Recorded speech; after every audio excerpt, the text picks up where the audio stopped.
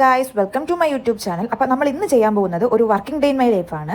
അപ്പോൾ ഇന്ന് നമുക്കൊരു വർക്കുണ്ട്, പാപ്പനംകോടാണ് വർക്ക്. അപ്പോൾ നമുക്ക് ബ്രൈഡിൻ്റെ അടുത്തേക്ക് എത്തേണ്ട സമയം ഒരു 3 മണിയാണ്. 3 മണിക്ക് ഞാൻ കുട്ടിയോട് ഓഡിറ്റോറിയത്തിൽ എത്താൻ പറഞ്ഞിട്ടുണ്ട്. അപ്പം എനിക്ക് ആ സമയത്തിന് അവിടെ എത്തിയേ പറ്റൂ. അതുകൊണ്ട് തന്നെ ഞാനൊരു 1:30 ടൈമിന് അലാറം വെച്ചിട്ട് ഒരു 1:45 ആ ടൈമിന് ഞാൻ എണീറ്റിട്ടുണ്ടായിരുന്നു. എന്നിട്ട് ഫ്രഷ് ഒക്കെ ആയി സ്കിൻ കെയർ ഒക്കെ ചെയ്ത് ഈ മേക്കപ്പ് ആർട്ടിസ്റ്റിൻ്റെ ലൈഫ് എന്ന് വെച്ചാൽ അത്ര സിമ്പിളൊന്നും അല്ല. എല്ലാവരും കാണുമ്പോൾ വിചാരിക്കും അവർ കുറച്ച് നേരം മേക്കപ്പ് ചെയ്തിട്ട് ഇത്രയും പൈസയൊക്കെ വാങ്ങി പോകുന്നെന്ന്. പക്ഷെ അതിന് പിന്നിലുള്ള എഫേർട്ട് ആർക്കും അറിയത്തില്ല. ഒരു മനുഷ്യന് ഏറ്റവും കൂടുതൽ വേണ്ടത് ഉറക്കമാണല്ലേ. അപ്പോൾ ഒരു 6 to 8 hours എങ്കിലും ഉറങ്ങേണ്ടി വരും. ഞാൻ ഈ വർക്കിൻ്റെ തലേദിവസം സാരി പ്രീപ്ലീറ്റ് ചെയ്യാൻ കുറേ ഉണ്ടായിരുന്നു. ഈ ബ്രൈഡിൻ്റെ അല്ല, എനിക്ക് വേറെ 2-3 എടുത്ത് പ്രീപ്ലീറ്റ് ചെയ്ത് കൊടുക്കേണ്ടതുണ്ടായിരുന്നു. അപ്പോൾ പ്രീപ്ലീറ്റിംഗ് ഒക്കെ കഴിഞ്ഞ് ഞാൻ കിടന്നപ്പോൾ ഒരു 11:30-12 മണി ആയിട്ടുണ്ടായിരുന്നു.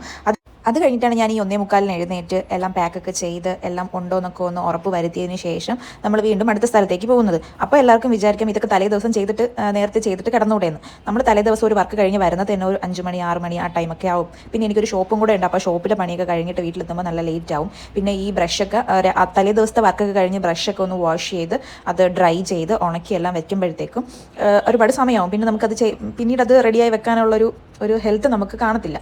പിന്നെ നമ്മൾ യൂസ് ചെയ്യുന്ന പ്രോഡക്റ്റ് എല്ലാം അത്യാവശ്യം പ്രീമിയം പ്രോഡക്റ്റാണ്. അത്യാവശ്യം റേറ്റ് ഉണ്ട്. ഒരു ഫൗണ്ടേഷൻ്റെ റേറ്റ് തന്നെ 4000-5000 രൂപയ്ക്ക് അടുപ്പിച്ച് വരുന്നുണ്ട്.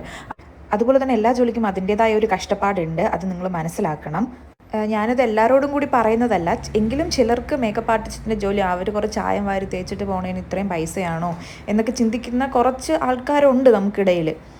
അവർ നമ്മളെ പിന്നിലുള്ള എഫേർട്ട് മനസ്സിലാക്കണം. ഈ ഉറക്കം കളഞ്ഞും ഇത്രയും ദൂരം ചിലപ്പം 5 to 6 hours വരെ ട്രാവൽ ചെയ്ത് പോയി നമ്മൾ മേക്കപ്പ് ചെയ്യുന്ന അവസരങ്ങൾ ഉണ്ടായിട്ടുണ്ട്. അപ്പോൾ അത്രയും കഷ്ടപ്പെട്ട് നമ്മൾ അവിടെ എത്തി ബ്രൈഡിന് ഒരു ഫൈനൽ ലുക്കിൽ എത്തിക്കാൻ വേണ്ടിയിട്ട് നമ്മൾ അത്രയും കഷ്ടപ്പെടുന്നുണ്ട്.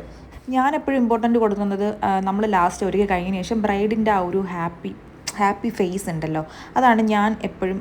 എനിക്കത് കിട്ടണം. എനിക്കത് കിട്ടിയില്ലെങ്കിൽ എനിക്കൊരു വിഷയത്തിൽ നിന്ന് തെന്നിമാറിപ്പോയി. അപ്പോൾ ഇന്ന് നമ്മൾ വന്നിട്ടുള്ളത് പാപ്പനംകോട് രാജദീപം ഓഡിറ്റോറിയത്തിലാണ്. നമ്മൾ വന്ന് കുറച്ചധികം പോസ്റ്റ് ആയിട്ടുണ്ട്. 3 മണിക്ക് നമ്മൾ അവിടെ എത്തിയതിന് ശേഷം ഒരു 3:45 വരെയൊക്കെ ഓഡിറ്റോറിയത്തിന് പുറത്ത് വെയിറ്റ് ചെയ്യേണ്ടി വന്നിട്ടുണ്ട്. കാരണം ബ്രൈഡ് എത്തിയിട്ടില്ലായിരുന്നു. അതിനുശേഷം നമ്മൾ ഓഡിറ്റോറിയത്തിനകത്ത് കയറി ബ്രൈഡിൻ്റെ റൂമിൽ കയറിയതിന് ശേഷം ഒരു 15 മിനിറ്റ് കഴിഞ്ഞ ശേഷമാണ് ബ്രൈഡ് വന്നത്.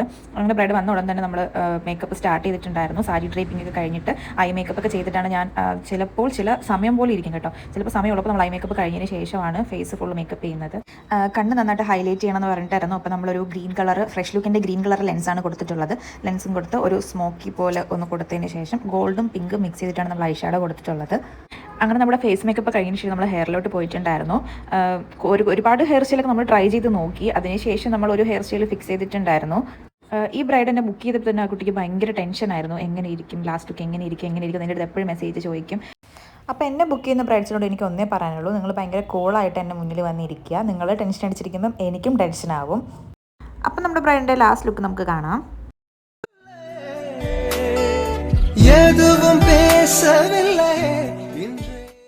ഫുൾ ഡേ നമുക്ക് ഇവിടെ തന്നെയാണ് വർക്ക്. ഇനി second sari, third sari, fourth look ഗ്രൂമിൻ്റെ അവിടെ നമ്മൾ തന്നെയാണ് ചെയ്യുന്നത്. ഫസ്റ്റ് ലുക്ക് കഴിഞ്ഞ ശേഷം ഞാനൊന്ന് പുറത്തേക്ക് ഇറങ്ങിയിട്ടുണ്ടായിരുന്നു. അച്ഛനെ കാണാനുണ്ടായിരുന്നു. അങ്ങനെ അച്ഛനെ പോയി കണ്ടു. അച്ഛനെ കണ്ടിട്ട് എനിക്ക് കുറച്ച് സാധനങ്ങൾ വാങ്ങാനുണ്ടായിരുന്നു. അതൊക്കെ വാങ്ങി. ഞാനെപ്പോഴും സാധനങ്ങൾ വാങ്ങിക്കാറുള്ളത് വീക്കെൻഡിലാണ്. കാരണം എൻ്റെ അടുത്ത വീക്കിലേക്കുള്ള ബ്രൈഡ്സിന് വേണ്ടിയിട്ടുള്ള ഹെയർ, നെറ്റിച്ചുട്ടി അങ്ങനത്തെ സംഭവങ്ങളൊക്കെ വാങ്ങിക്കാറുള്ളത് ഞാൻ വീക്കെൻഡിലേക്കാണ്. സാരി ചേഞ്ചിന് വേണ്ടിയിട്ട് ഇനിയും ഉണ്ട് ഒരു 1 hour. അപ്പം ഞങ്ങളൊരു കരിക്ക് കുടിക്കാമെന്ന് വിചാരിച്ചു. കരിക്കാണെങ്കിൽ ഒരു മധുരവും ഇല്ല, ഒന്നുമില്ല. ഈ മറ്റേ പഴങ്കഞ്ഞി വെള്ളം കുടിക്കുമ്പോൾ പോലത്തെ ഒരു ഫീലായിരുന്നു. അങ്ങനെ ഞങ്ങൾ സാരി മാറ്റാനായിട്ട് വന്നു. ഇതാണ് സെക്കൻഡ് സാരി ലുക്ക് വരുന്നത്.